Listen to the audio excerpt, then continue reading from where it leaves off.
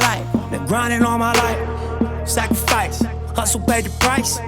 Want a slice, got to roll the dice, that's why. All my life, I've been grinding all my life. Look, all my life, been grinding all my life. Sacrifice, hustle paid the price. Alright guys, hey, welcome to Chasing Our Dreams, the first episode. And we are going to be interviewing Mr. M3. M3. And then we got Mr. Eddie V. Nice to meet y'all. Nice to meet y'all. Alright, and basically what our show is going to be about, like I told y'all in the past, my past intros, is we want to see people who are coming up, who's following and came up, and what's pushing everybody's drive out there. So let's go ahead and just get right to the chase. So Mr. M3, tell us about yourself. My name's M3, aka Mr. Money. My real name is Matthew Hammond. My story is it's a crazy story. It seems too good to be true. My story is basically 4.5 years ago, 5 years ago, I went through a divorce.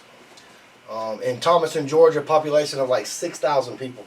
Wow, so, yeah, really small town. I lost my job. I worked for Kia Motors Manufacturing. Made good money. Made almost $40 an hour. It was made over 6 figures a year. The cost of living in my town was extremely cheap. I can imagine. So, like, I lived in a 3-story house for $742 a month was my mortgage. Oh, wow. My mortgage. Can't get that for a 200 square foot house. Oh, here. no. But you had to drive like an hour and a half to work. So I was in that business manufacturing cars. My wife at the time was an RN. She made good money. So from the outside looking in, it looked like we had the perfect marriage. Right. You know, but we obviously had our issues, and the marriage did not last. So we went to court. She won full custody of everything. She won full custody of my kids. I had 3 daughters with her. Hit me for a large amount of child support. I lost my job at Kia. My next job, for making over $100,000 a year, my next job was Dollar General, stocking shelves for $8 an hour, part-time. 16 hours a week. Big major hit. Big major hit. She stuck by my side for maybe a couple of months, and then she ended up leaving me. That's when we got a divorce. And the amount of child support was just unreal. You know, I knew there was... I feel you. I'm there now. Yeah. I got 3 kids myself and child support. Yeah. So, I'm not going to get into all the child support issues and the custody battles. Yeah, we all go through that. I'm not going to get into all that. So, basically, I turned to drugs. I wanted to end my life, you know what I'm saying? I could not even see my children.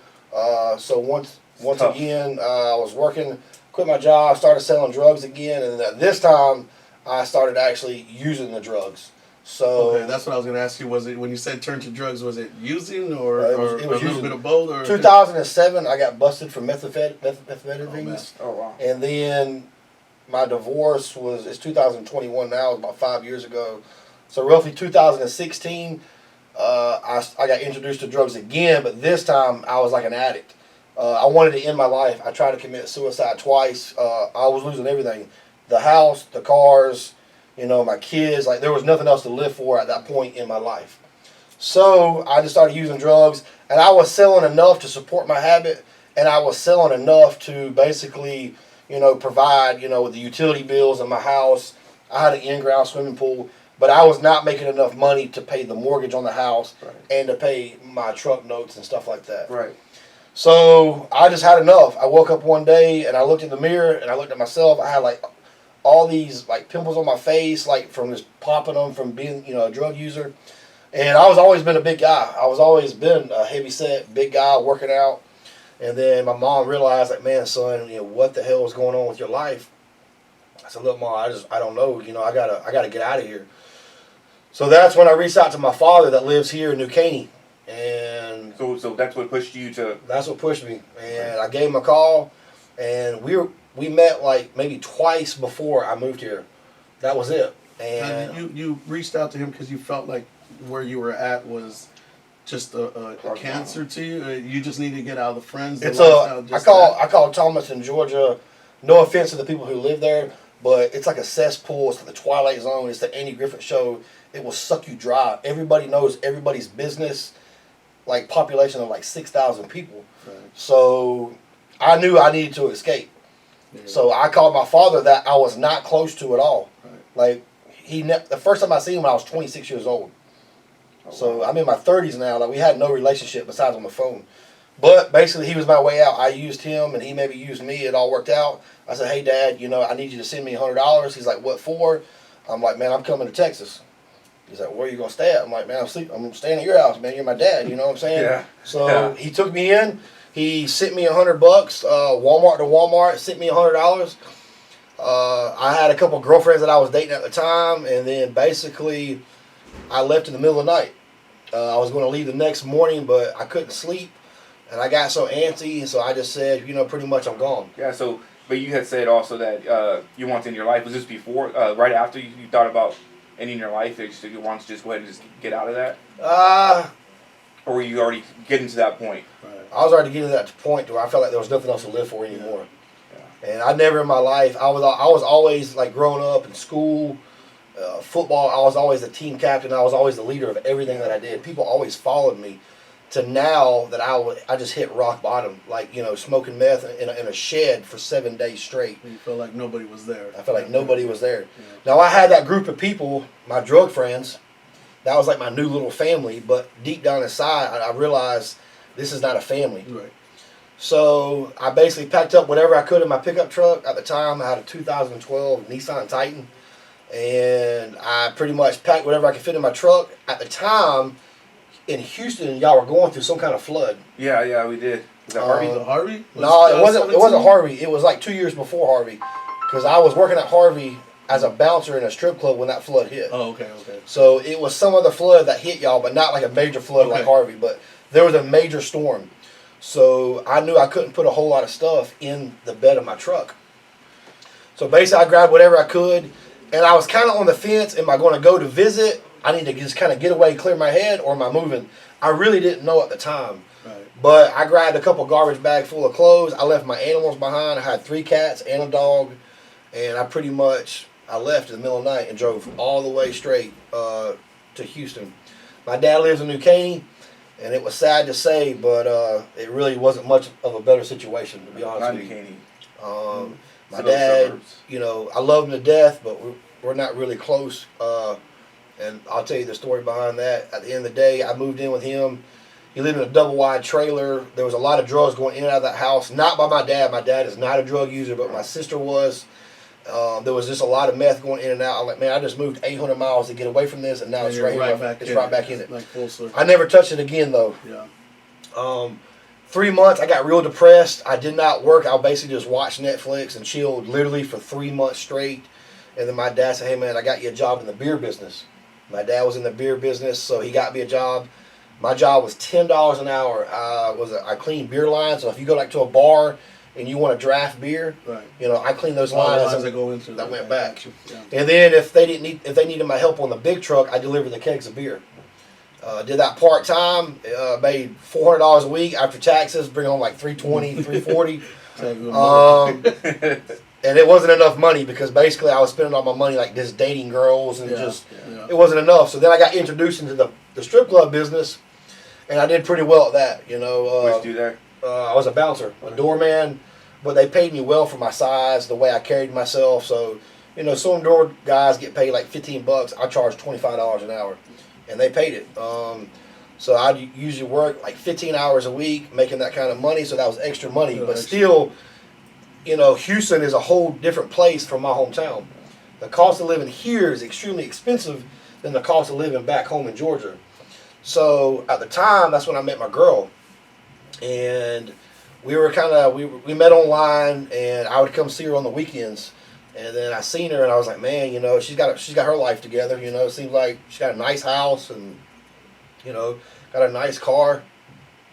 So we got together, and basically she was taking care of me. I didn't have enough money. She's me and my dad got into a big fight. I'm kind of skipping around my story a little bit, but he basically kicked me out. I had nowhere to go. And, I'm 800 miles away, and I got nowhere to go. It's like, what the fuck? I'm not going back. Yeah. I knew for a fact I was never going back to Thomaston. So I called her crying. Said, look, I got nowhere to go. She said, you can come stay with me for a couple of weeks. Well, long story short, we've been together for almost 3.5 years. And, when I was working that job, she always said, well, there's more potential in you. Like, there's something, like, you got so much passion for life. Like, woman, every time you go somewhere, people always come up to you. They always talk to you. And This is before I became successful. You know, people just gravitate towards me. Well, I got fired from the beer business. And I ain't gonna lie to you, I cried like a little bitch, you know what I'm saying? Like, I needed that job, you know what I'm saying? I felt like I needed that job. And she's like, oh, it's gonna be all right, babe, you'll make it through it. So, at that time, I was just kind of just bouncing around, you know, doing the strip club scene. And then that's when I got into the bodyguard work for a little bit. I did it briefly for 6 to 8 months. I made good money, I made $1,000 a day, but once again, when you don't have much money, and then all of a sudden you start making money like that, most people... The more money you make, the more money you spend. Well, they just piss it away. Yeah, piss it away. I wasn't responsible with my money. Right. So here we are now. Basically, fast forward a little bit. I'm in the gym working out one day, minding my own business, and a young man approached me. And this is where you. This is the day that I became M3. Didn't know I was going to become M3. You know, okay. And M3 once again stands for Money Maker Matt. Okay. And I even have a tattoo on my arm when I got into this business within the first 2 weeks. And everybody laughed like, man, like, how do you know you're going to make money? Like, and you tattooed it on you? Like, what an idiot. That's a goal, baby. So I just knew for a fact that I was going to make it. So this guy approached me about investing your money, about Bitcoin and Forex, and I never even heard of what that is. I didn't know what existed. I didn't know nothing about stocks. I knew nothing at all. I was a complete virgin to this business.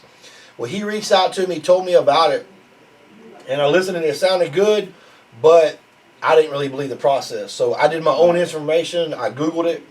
That's a lot of right there. There's a lot of people that in the Bitcoin and that industry are suspect. They're like, okay, they see it, but that's one of the things that you have to get around is that Yep. process of, just like you said, it's like, wait a minute, let me and do that. So I asked friends and family, should I do it? You know, should I do this? And they're like you're broke. Like you're What broke. do you got to lose? Yeah. You're broke. And on top of that, not trying to be racist, you know, I'm a white dude. So in Georgia, there's nothing but really whites and blacks. Yeah. So you come to Pasadena area and it's nothing but, or even Houston, it's a lot of Hispanics. So the guy that approached me was Hispanic. So my family, you know, were saying like, man, and this guy was 11 years younger than me. Or I'm 37, so he's about 30, he's 26. Yeah, he's 20, so yeah, he was 11 years younger than me. They're like, why would you give a Hispanic dude your money? Like, you know what I'm saying? Like, it's even more suspect. Yeah. You know what I'm saying? So I was asking friends and family, should I do this? And we went to the guy's high rise, and basically he said, you know what? You know, I don't need your money to make me money. I'm already here. You know, I got the top floor. I live in a high rise. You know what I'm saying? There's the elevator. If you don't want to do it, leave. So I ended up leaving. And then for 2 months, I was asking everybody, should I do this business?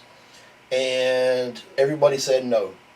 So one day, I went outside. I could not sleep at night. I could not sleep. I'm laying in bed with my girl. I get up. I walk outside. I smoke a cigarette. And I kind of look at the stars. I remember the sky was like so full of stars. I could not, like, it was like the perfect night. I'm a big softy, you know what I'm saying? I wear my heart on my sleeve. I'll start tearing up like, man, my life is just, it's crazy. Like I don't know what is going on in my life. And then I realized this is it. I said, tomorrow when I wake, I'm going to go lay back down. Tomorrow when I wake up, I'm going to do my first investment. Right. And I gave the guy a call. I did my first investment. And you can start off with a lower amount of money.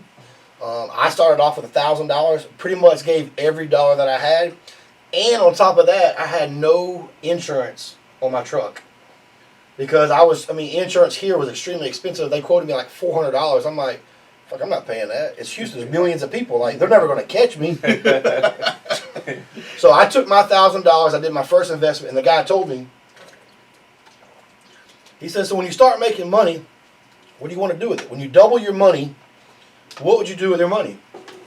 I never had like designer clothes or nothing like that. When I lived in Thomaston, it's such a small town, I didn't know what Gucci, Versace, Louis Vuitton, I didn't know what that existed except for the movies. And I even then didn't even know much about it. I said, to be honest with you, bro, I would just like to go to the Galleria and have $2,000 and go buy some nice clothes. He said, so that's your goal, just to double your money? He said, you know you can make a lot more money than that. I said, yeah, but, you know. Then the next question he asked me was, how much money would you like to make per month for free.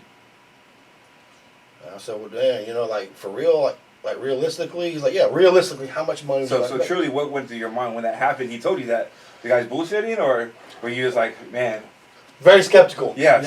Yeah. Very skeptical. And then my number was $1,000. If I could continue to work and make $1,000 free, shit, man, that's $12,000 monthly. $1,000 a month. Okay. That's $12,000 extra money. I mean, that could really change my life to the point to where I was in my life then. Yeah. I'm like, man, $1,000 can go a long ways. He just laughed at me. He said, man, you don't realize how much potential you got. I said, we'll see. I walked out. I gave my money. I walked out. This was the second time after I seen it. The first time, remember, I walked away and I came back 2 months later. So long story short, basically my first investment was $1,000. Within 6 months, I made $100,000 cash. 6 months, I made $100,000 straight cash. And you just turned over $1,000 to him, and he did the work, or did he did the work? I did the work too. So basically, in our business, you know, it takes money to make money. So, and what we do is we take people's money, we invest it into Bitcoin. But a lot of people don't understand what Bitcoin is. Anybody can invest in Bitcoin, cryptocurrency. Yeah. So if you invest in Bitcoin, which right now it's worth like around 30 grand, which a couple weeks ago it was worth 40. Yeah. So people lost a ton of money. You put money in the stock market. If it goes up, you make money. If it goes down, you lose money. If it stays the same, your money stays the same. But they take that money, your cash, they put it into Bitcoin, and then they trade it in the foreign exchange market. So the foreign exchange market is basically like, say you want to go to like Tokyo, Mexico, Canada, Paris. You can't take U.S. money into that. You can take it in there, but you can't buy nothing. So you have to exchange that money. Right. So online, digitally, Monday through Friday, there's $1 trillion a day in that system. Now, once again, you could do the foreign exchange market all by yourself, but you have to know exactly what you're doing. So if you know what you're doing, you can make a lot of money, but you could also lose your money within 30 minutes. Would you consider that gambling? I consider it gambling. Okay. Yeah. I consider it gambling with your own money. Yeah. But there are successful people that do that. Right. So their system is they have professional traders who are experts. Just like somebody, you may know somebody at Home Depot sitting in the parking lot say, I could come build you a shed. They may do a good job, but you may want to go to a reliable source, to back it up. Right.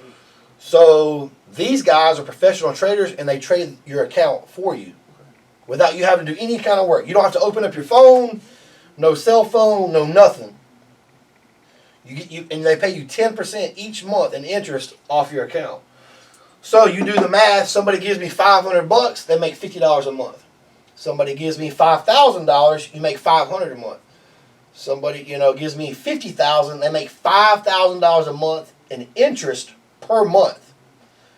So basically, if you have $1,000 sitting in your account, in your bank account in January, and you're waiting for Christmas to say buy your kids for Christmas, you go to your bank and say, hey, I want to see what my savings account did, and you never touched it, they're only going to hand you $1,000 and maybe a couple of quarters. Yeah. Yeah. That's it. Well, with us, within 10 months, you double your money to $2,000.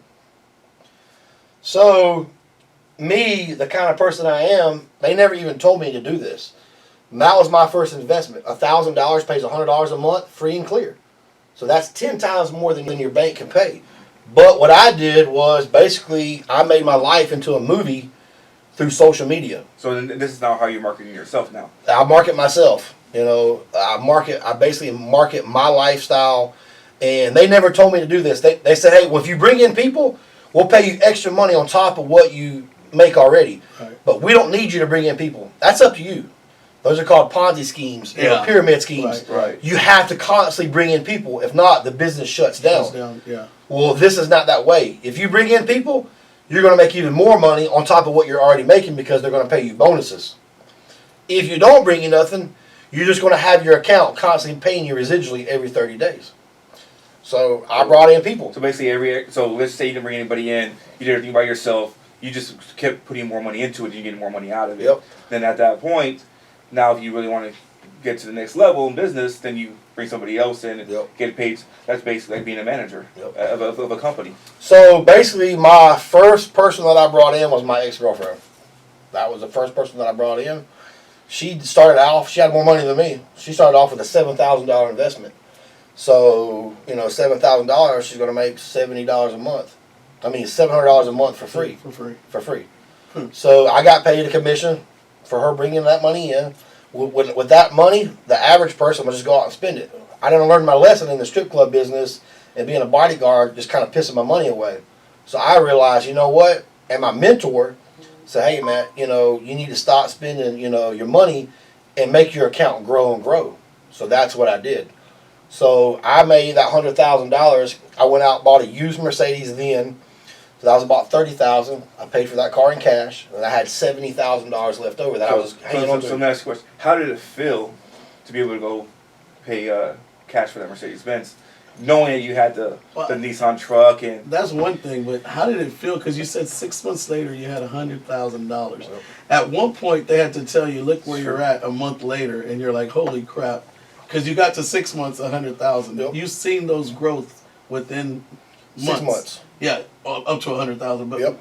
prior to that, you had to have seen growth every month. Oh yeah, I had money coming in. Yeah. So like 1 month, for instance, I remember my first month, $1,000. I was only supposed to make $100. Right. That's what I'm saying. But I ended up making $5,000. $5,000 because I brought in other clients. Gotcha. So I mean, like, damn, like $5,000. Like, are you shit? Like $5,000. Like, this is my money. So you just left it in and reinvested? Well, I took the $5,000, man.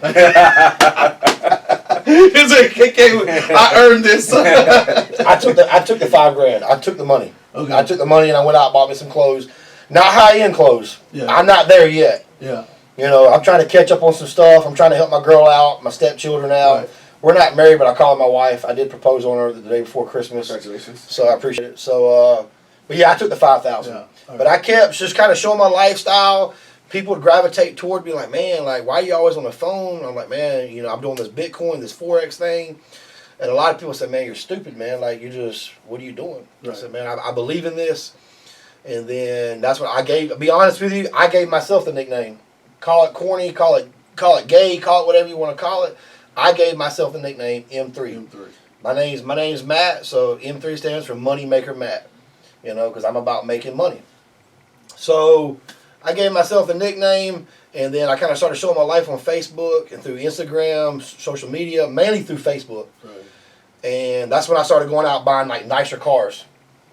So now I'm kind of like slowly, gradually, stepping my game up. Yeah. So I started doing like customization work to my cars and did all this kind of crazy stuff. To now making the money that I make now. So it is crazy because 3 years ago, my business partner said, how much money do you want to make? So you said 1,000. I said 1,000 in a month. And the truth be told, I make well over 2,000 to 3,000 a day. Every day. And I don't even have to leave my doorstep.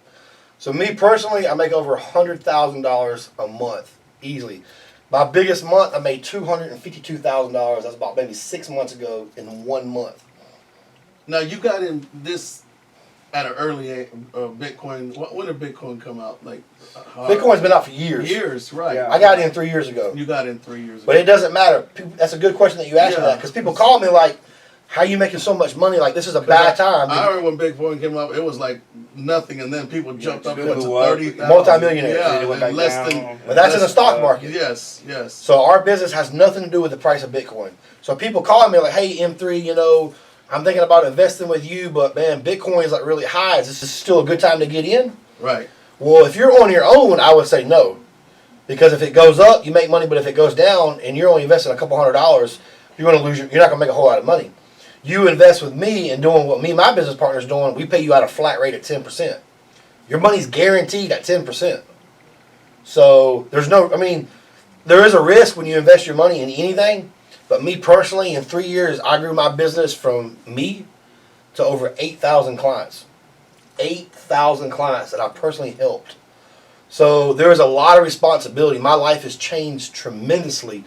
Like, basically, my life is, I'm not a celebrity by no means, I'm not Dwayne "The Rock" Johnson, but when I go to my hometown of Thomaston, People want my autograph. People take pictures everywhere I go. Like, I can't do anything because they knew me as the bodybuilder, muscle mount guy that turned to drugs, that had nothing, to now when I go back and visit, you know, I'm in a high-end car. I have lots of cash. I go to the poor people. There's a lot of poor people that live there. So the ghetto part of Thomaston, Georgia, and I give all the kids money. There'll be like 100 kids. I each give them like $20 each. You know, go buy ice cream or whatever the case may be. Right. I try to give back to my community the best way that I can. And there's a lot of people who love me, but there's a lot of people who hate me. They say my money is fake. They say my testimony, I use other people's money to make me successful.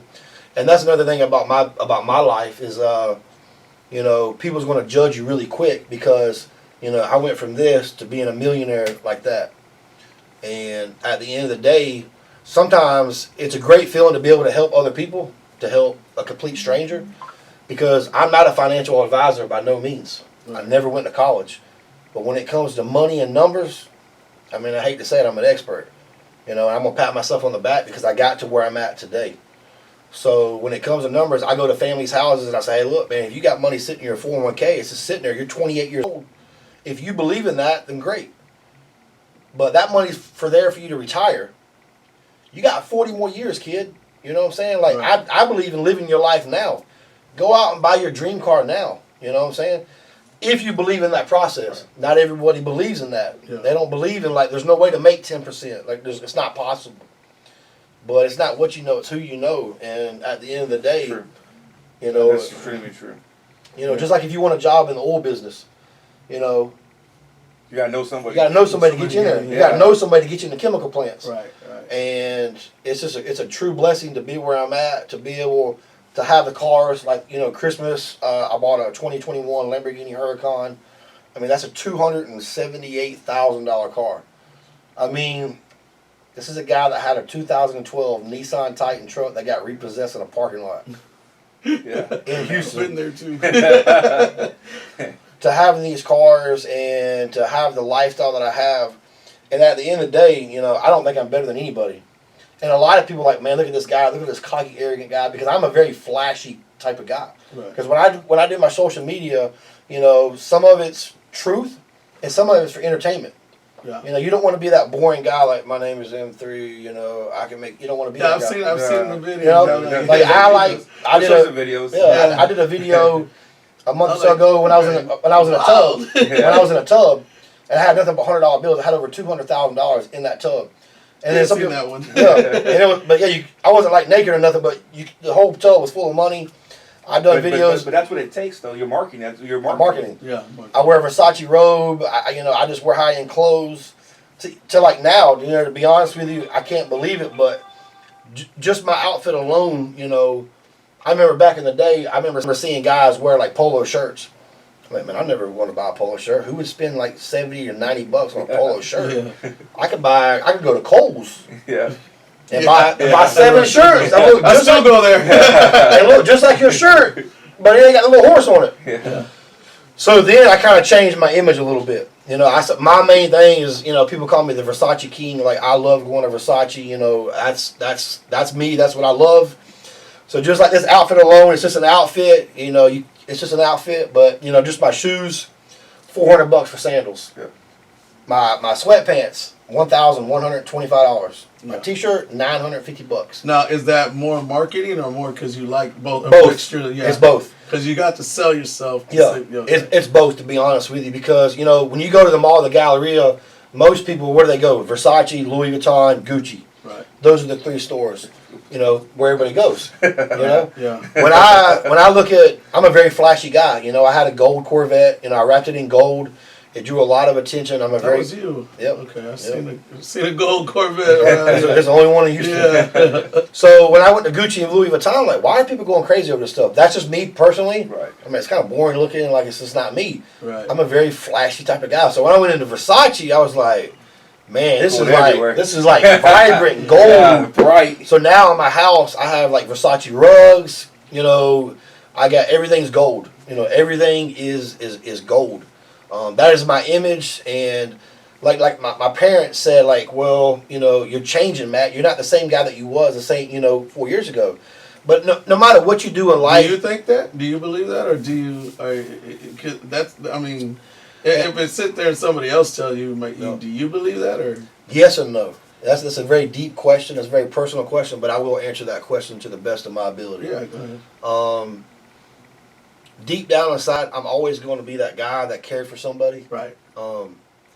Even when I was kind of broke, if I seen somebody in front of me, who only had, they're counting their change to try to pay for their kids' snacks or something at a convenience store, even if I only had $20 and it was my last $20, I would give that young lady or that young man like $2 or $3 to help pay for his kids' stuff. But I believe that when you said that, you go back and do that. But when somebody tells me, I think that because I do the same thing. I'm like, man, am I? As they sit there, I'm like, man, I don't think so. But then I think maybe I am. Why would they tell me that if I, you know what I mean? So I still give back, but even when I was broke, right, I still was a giving person. I still wear my heart on my sleeve. I'm an emotional guy. Like I cry on Facebook. I mean, I'm 300 pounds, man, covered in tattoos. I really don't give a fuck what anybody thinks about me. The truth be told, I don't care. They don't pay your bills. I love to. That's how I look at life. I love to help people. Yeah. But yes, the saying is, does money change you? I mean, overall, it does. Yeah. I don't care who you are. At the end of the day, they're like, well, you got so much money, why can't you just go out and buy a regular car? I mean, it's just. No, but money does change you, and it changes the people that are around you, how they see you. Perspective is because it's a two-way street. I thought that too. I think it builds a lot of haters. I think we get success in life. We build haters. Yeah. And a great person. I watch a lot of social media stuff. Right. I watch Grant Cardone. I watch Gary Vee. I watch different other people, and a lot of their preaching is, once you become successful, people get a little bit jealous and envy. But to me, it's like when you do get money. Not that I got a lot of money, but from where I grew up in the hood too, in Magnolia, and come over here, someone like, man, he doesn't hang around with this. He's like, well, I've changed. I have. I'm just not. There's no reason for me to be around that. I still respect and I love my where I came from. I mean, we still go back and visit. Hang out. I raised my kids in a different area. Yes. It's just that's the way money doesn't change you, but you change on life. And I'm glad you said that because at the end of the day, the saying when you're young, your parents always say you lay down with a dog, you get fleas. You hang out with alcoholics, you become an alcoholic. Right. So in this business, I've lost. My parents no longer talk to me.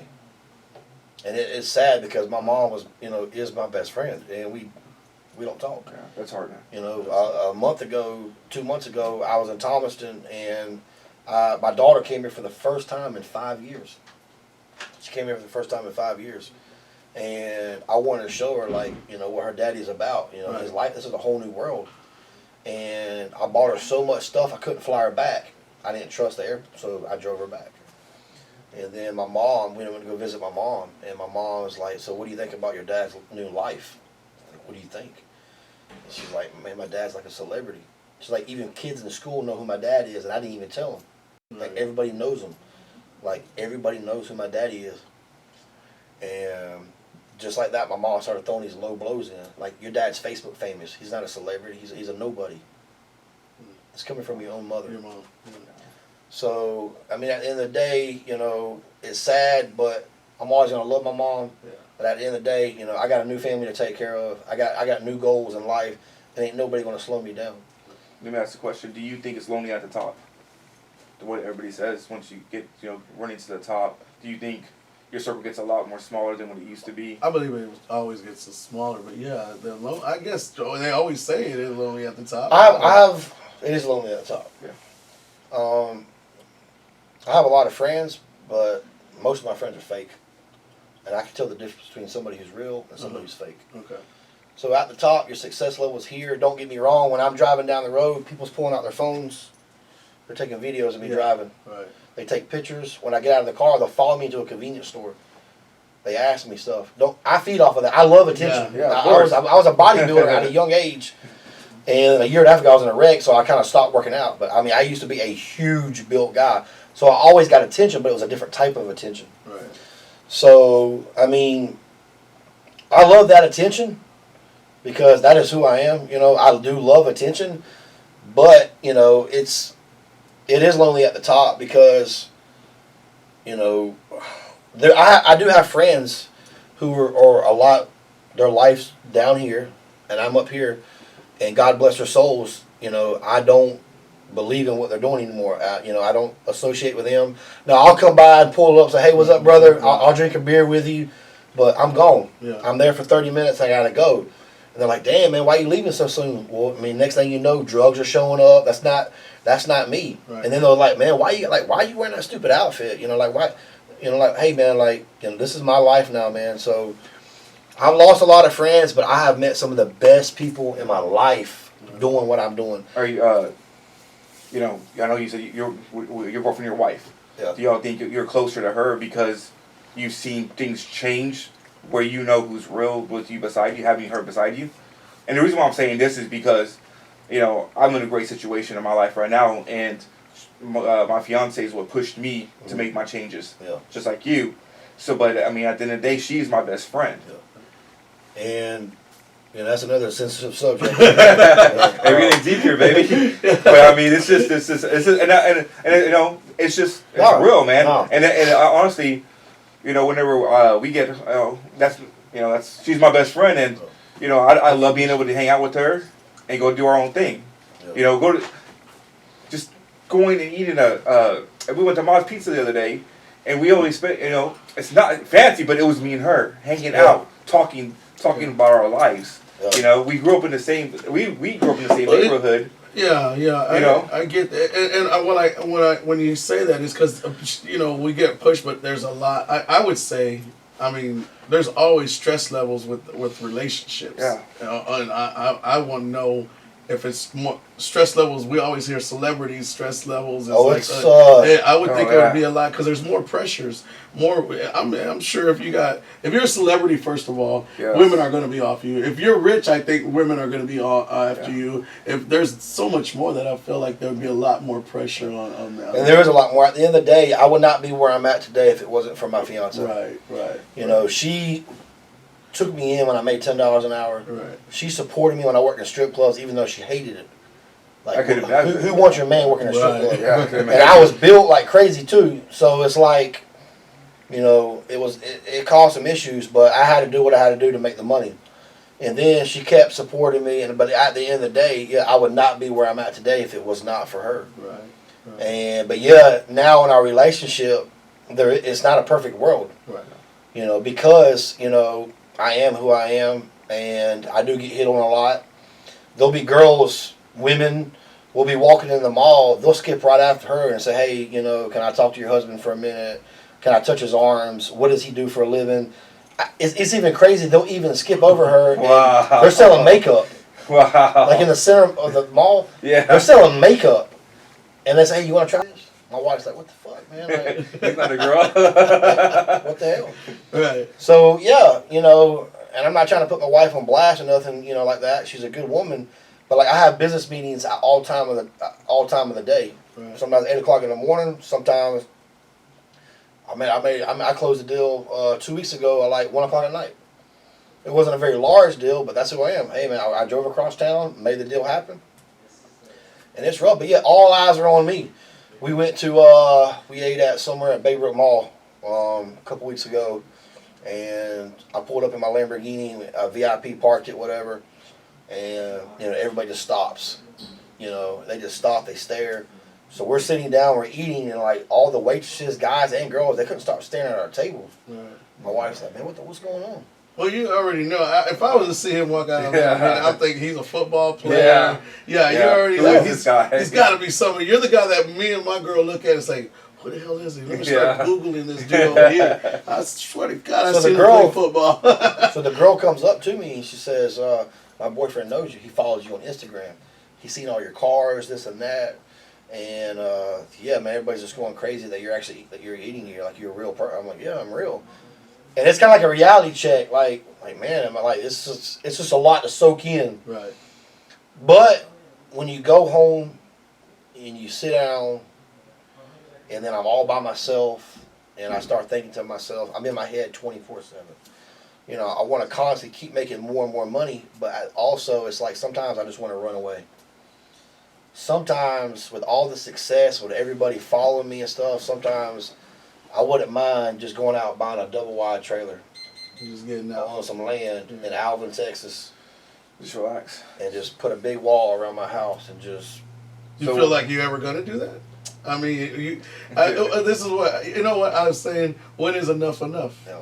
That's another question we ask here. When are you ready to say, hey, I got money, it's in there, it's playing itself, or you never know. You're not ready. I'm not ready yet. Yeah, I wouldn't, well, you don't have to be ready. You just really got, because you, man, if you're still, what, you 37?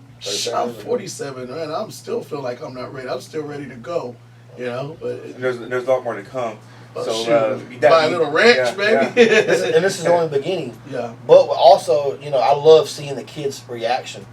Don't get me wrong, I barely drive the Lamborghini, you know what I'm saying? But even when I had the gold Corvette, it was such a conversation piece. And kids were like, hey, man, can I sit in your car? I'm like, yeah, sure. You know, and their mom and their dad, like, oh, man, you going to let him sit in the car? I'm like, yeah, man, it's just a car. You know, like, I let them rev the engine up. So just seeing, like, kids' reaction, seeing people's face. Right. Even if they don't even, like, I had so many people who message me daily, you know, about my business, or not even about my business, just saying, you know what, your videos motivate me to go out there and do better in life. We don't even talk about money, because I want to make money with or without them. I won't even say, hey, how much money you got? I'm not like that. I'm like, you know, what's going on with your life? You know, just talk to me, you know, because I've been there. Right. And I try to get them through their situation, and it's a good feeling. So, yeah. That from just your story to where you're at now, I mean, it's got to be anybody still if they're making 6 figures A month. month. But also, in the back of my head, it's like, you get to that level, it's like, is this too good to be true? Right. Am I going to, because I've had stuff, I've had a lot, not the money that I've had now, Yeah. but I've had a lot of money and I lost it. And then I had a decent amount of money and I lost it. As far as my jobs. Yeah. So when you reach to this level, it's thinking like, man, you know, just I put it in God's hands. Yeah. You know, whatever happens, happens. Well, and it's just like you said too, is what you were saying is you worked hard too. You know, getting clients. I mean, anybody could just say, here, I'm gonna go ahead and put my 1,000 in and just get my $100, but you wanted to get more bonuses of anybody like that is gonna be getting, you know. So I basically put my life on Facebook. So I kind of did all the attention, I kind of did it to myself. So be careful what you wish for, you know, because with the fame and the success, there comes a lot of people. Man, I've had people threaten me, threaten my family, say they'll kill me. You know, just crazy stuff, just crazy outlandish stuff. Not that their money got stolen or anything. People are just crazy, man. Really? They're just nuts. And, you know, so I kind of did that to myself, to us, you know, just be careful what you wish for. More money, more problems. I'm not a miserable person by no means, so I don't want to leave off on a bad note. Yeah. You know what I'm saying? Like, yeah, we wrap it up. We're like, that's not the way. I'm enjoying my life. Right. I enjoy my life. Like it's just a you have freedom. Oh yeah, I have financial freedom. Yeah. I don't have a job. 24/7, I could come and go as I please, and it's just I'm living the American dream. Well, that's what you do. I mean, everybody that works hard, that's what you come to do. You work hard so you can live a freedom. And I wish, you know, like you said, I'll look into it. But, you know, when you sit there and you think about it, it's like that's what you invest. You know, I got my company that I invest for, you know, that I go with and stuff like that. And I'm like, that's what you live for when you're ready to go. And if you can get it right there, I love to gamble too. I'm a poker player. You already know. I already know that. But yeah, everything's a risk. At one point, how much are you willing to risk to see the rewards? Is at the end of the day. You're right. It's how much are you. And I tell people don't invest something you're willing to lose. Lose. There you go. That's the same thing when I go to poker. I tell them, hey, don't go over there and try to make your light bill. You better go there knowing that you might lose $500 and have fun, or you might just make $50,000 in one night. But don't go there trying to make your light bill. You know what I mean? Because then you're already in a mindset where you're losing. You know. And I used to be that too when I gambled. You know, I used to play blackjack a lot. Yeah. And in my mindset, I had to make a certain amount of money. I never had fun. Yeah. So then, when I did have a little bit of money, I would tell myself, "Look, I got $20,000, man. I'm gonna go to the casinos, you know, in Louisiana, and I'm gonna lose it. Yeah. If I lose it, I lose it. I'm not gonna cry about it. It's $20 grand. Yeah. You know, but usually when I had that mindset that I'm just going to lose it, I usually came back with Yeah. No double, expectations. triple, Yeah. 32,000. Like, you know what I'm saying? Because you're less. You have the freedom too. You play. You got a spirit about you because you already know. Hey, that is what it is. When you play, when you do that, and you know I got to make money. You're playing tight already. Make wrong decisions. You make wrong I decisions. got both big dogs for me. I take $500 and drink. That's what I do. Hey, it's it's like you said. It's a risk, and that's why I say you're playing risk. But I mean, in that department, it's basically, I think in any entrepreneurship, there's risk. Oh yeah, Because you don't know what tomorrow brings you. Yeah. And the highest risk taker. The good news with what I'm doing, and I can honestly say I've been doing this business for 3 years. I've helped over 8,000 people, and out of 8,000 people, not one single person has lost their money. That's good. So that is a true blessing right there. That is a true blessing to be able to help other families. Now it's up to them if I want them to compound their account. Right. They have to, there's other ways to make more money on top of what they're doing. And if they follow my path, I've literally had people who've given me $5,000, and I've made them $50,000 in 2 years. You know what I'm saying? But they did exactly what I said. In the world that I'm in, people they'll invest their money, but they're not 100% in. Right. And they just they don't listen to me. And I tell people in life, people call me all the time. Well, I don't have the money to invest. I don't have $500 to give you, or whatever the case may be. So I get personal with that person, and they don't have to tell me. But at the end of the day, I'm like, hey, sir, man, you drink? Yeah, man, I drink a 6-pack a day. You go out to the bar on the weekends? Yeah. I said, if you don't mind me asking, sir, like, how much do you spend? $100, Friday and Saturday night. That's $800 a month, bro. You just drank $800 in 2 days for 4 weeks. That's $800. You have nothing to show for in your life. And then sometimes they get offended. Yeah. But it's real. I'm trying to help you, brother. Right. Drink half, do half, and you'll that's start what seeing results. Whatever you put into life is what life is. You're going to get back in. The more you put something in, whether it's a diet, whether it's a workout, whether it's your relationship, whether you got a studio, a car business, man, it takes money to make money, and it takes work, and it takes dedication. Right. And along that process, you will fall down. You will get kicked in the nuts. Yeah. You will have these things happen to you, and then that's where you got to realize, as a man or as a woman, what are you going to do about it? Right. Are you going to get back up? Because 4 years ago when I went through all this stuff, I was ready to call it quits. But I kept on. God kept me alive, and here I am today. And I'm a walking testimony of my life and of my adventure, and I'm not stopping. The sky's the limit, and it is lonely at the top. But I will make room for plenty of other people. And at the end of the day, if there's not a whole lot of room, I'll carry each and every one on my back. That's a good story, man. Well, congratulations on your success. I want to thank you for coming out and sharing that with us. What we're gonna do is we'll go ahead and drop some links on our site. Okay. Also, you want to go ahead and put your number on here and drop it on there for you. Yeah. So anybody who wants to get with Matt and invest with him, we'll have the number dropped right here in front of y'all. Again, I want to thank you for coming out.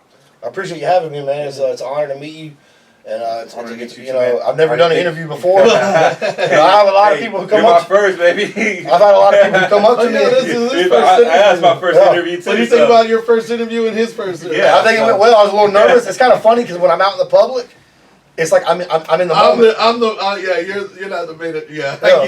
But this is like, I'm looking at all these cameras. I'm like, like, man, you know what I'm saying? Like, it's crazy because I am such a people person. Right. But coming into this is different. This is uncharted territory. You know what I'm saying? There's no editing in here. And you know what the all good thing about it is like it is your first interview. It's almost you forget about the cameras once you start telling your story and talking. Towards the end, you can tell. You start talking to people that are good. Yeah. You obviously just feel like, man, I didn't even feel like there was cameras anymore. I forgot I was telling. That's what good interviews do. That was good. You did great, man. You appreciate it. I love the story. Yeah, man. I'll get you. Drop your link in the phone. Yeah, definitely. We will drop all the information there. And also, guys, we appreciate y'all taking your time to look at this. Don't forget to subscribe. And everybody out there chasing their dreams, keep going, keep pushing. All right, guys, we'll get back to you soon. Well, I need a dollar.